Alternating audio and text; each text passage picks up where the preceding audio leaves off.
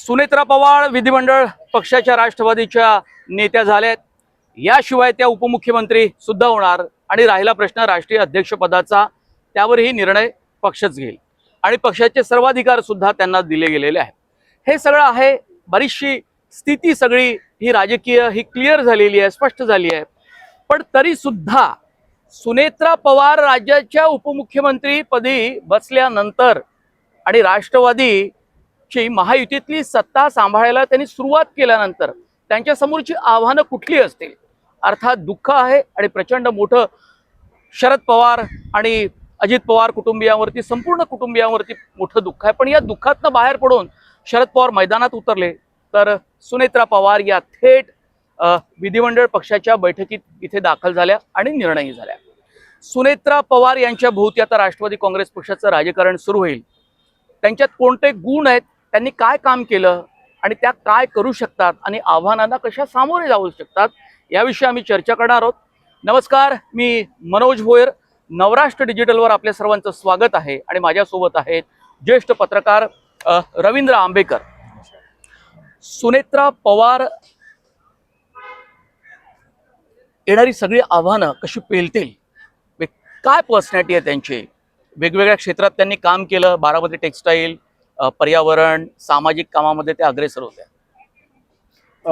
मी एकूण सुनेत्रा पवार यांच्या राजकारणाचा थोडासा आढावा घेतो। एक निवडणूक ते लढलेले आहेत, बारामतीमध्ये त्यांचा पराभव झालेला आहे, त्यामुळे राजकीयदृष्ट्या लढण्याचं, पराभव होण्याचं पहिलं बाळकडू त्यांना मिळालेलं आहे। त्याच्या आधी अजित पवार असतील, शरद पवार असतील यांचे बारामतीतील अनेक निवडणुकांचं मॅनेजमेंट आणि सुप्रिया सुळेंच्या निवडणुकांचं मॅनेजमेंटही त्यांनी पाहिलेलं आहे।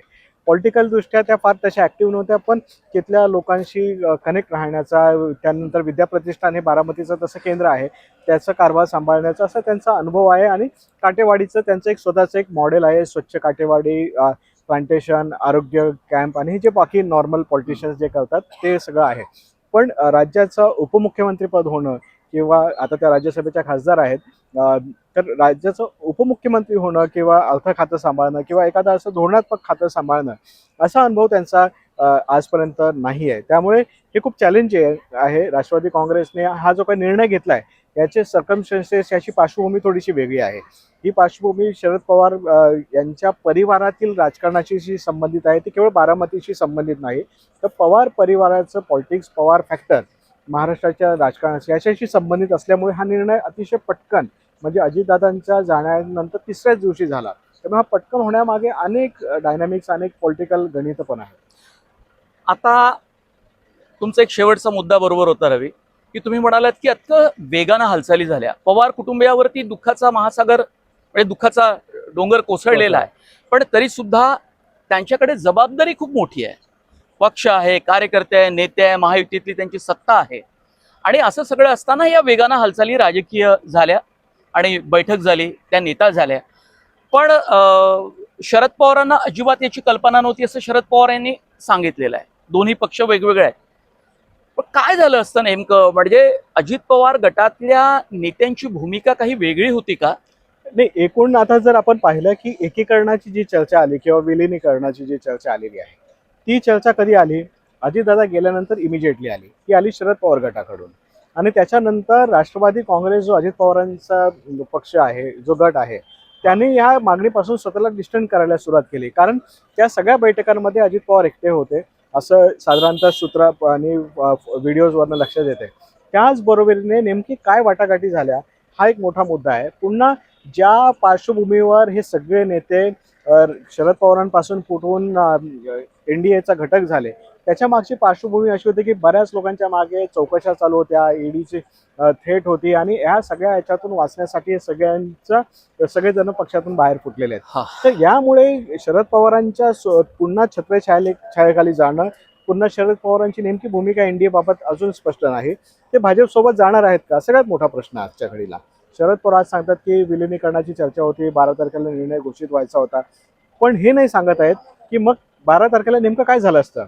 शरद पवारांचा नेतृत्वाखालचा पक्ष, सुप्रिया सुळे, जयंत पाटील, हे सगळे लोक एनडीएचा घटक झाले असते की नसते झाले, हा महाराष्ट्राच्या राजकारणातला सगळ्यात मोठा आजच्या घडीचा प्रश्न आहे, जो अनुत्तरित आहे। म्हणजे खरं भूमिका आज सुनेत्रा पवार उपमुख्यमंत्री पदाची जबाबदारी पेलू शकतात की नाही पेलू शकतात हा मुद्दा नाही आहे. शरद पवार आयडिओलॉजिकली बीजेपी आणि पण एनडीए सोबत अलाइन काय झालं होणार असतं होते म्हणजे का? शरद पवारांच्या मनामध्ये नेमकं काय असू शकतं? नेमकं तेच सांगत नाहीये ते. आजच्या प्रेस कॉन्फरन्स पण शेवटचा प्रश्न त्याच्यामध्ये वाइंड अप झाली. पण त्यांनी ह्या प्रश्नाचं उत्तरच नाही दिलं की तुम्ही आयडिओलॉजिकली एनडीए सोबत अलाइंड व्हायला तयार होता का? मग शरद पवार स्वतःची निवृत्ती घोषित करणार होते आणि त्याच्यानंतर ही सगळ्या घडामोडी होणार होत्या. म्हणजे शरद पवारांच्या पक्षाला एनडीए अस्पृश्य नव्हता हे आज स्पष्ट झालेलं आहे. आणि सगळ्यात मोठा दुसरं महत्वाचं म्हणजे की शरद पवार आज तर त्यांच्या हातामध्ये काही नाही आहे. त्यांच्या मनासारखं काहीही घडलेलं दिसत नाही. सुनेत्रा पवार यांना त्यांचा थेट विरोध नसेल, पण त्यांना असं वाटत होतं की अजित पवार गेल्यानंतर त्यांच्या गटाचे नेते हे त्यांच्यासोबत बोलतील, सल्लामसलत करतील आणि विचार विनिमय करून निर्णय घेतील. तसं काहीही झालं नाही. याचं कारण असं असू शकतं की अजित पवार गटाच्या महत्वाच्या नेत्यांना प्रफुल्ल पटेल, सुनील तटकरे आणि छगन भुजबळ यांची नावं शरद पवारांनी सुद्धा घेतली, जयंत पाटलांनी सुद्धा घेतली की ही नेते मंडळी निर्णय घेत आहेत, तो त्यांच्या गटाचा अधिकार आहे, त्यांच्या पक्षाचा अधिकार आहे. पण समजा एकीकरणाची प्रक्रिया झाली असती तर या सगळ्या महत्वाच्या 3-4 नेत्यांना याची संपूर्ण खात्री होती की शरद पवार असा निर्णय घेतल्यानंतर महायुतीकडे जाणार नाहीत. नाही, आणखी याच्यामध्ये तुम्ही बघा ना, हे जर कुठले त्याची पार्श्वभूमी त्यावेळेला अजितदादा असतील, छगन भुजबळ असतील, प्रफुल्ल पटेल असतील, या सगळ्यांची भाषणं जी होती त्या सगळ्यांनी वारंवार एकच भूमिका सांगितली की शरद पवारांनी आम्हाला चर्चेला पाठवलं होतं. शरद पवारांनी सांगितलं होतं की देवेंद्र फडणवीसांकडे जा आणि चर्चा करा, आणि मग चर्चा पुढच्या टप्प्याला गेली की ते माघारी फिरायचे. शरद पवारांना या टप्प्यावर भारतीय जनता पक्षाबरोबर जाणं हे आपल्या आयडिओलॉजिकल आतापर्यंतची जे काही उंची आहे त्याच्याबरोबरची प्रतारणा वाटते. तर त्यामुळे त्यांना आपल्या आयुष्यामध्ये हा निर्णय घ्यायचा नाहीये, पण त्यांना सत्तेचे लाभ पण हवेत.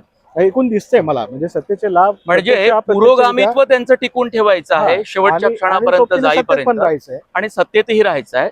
सत्तेत राहायचंय तर आपल्याला त्यांच्या काँग्रेस आणि राष्ट्रवादीच्या काळामध्ये सुद्धा आपल्याला 15 वर्ष पाहायला मिळालं. ते सांगायचेच ना की राष्ट्रवादी हा आलू आयडिओलॉजीवर आहे, आणि प्रफुल्ल पटेल, शरद पवार हे अनेकदा हे सांगायचं की आमची आयडिओलॉजी आलू आयडिओलॉजी आहे.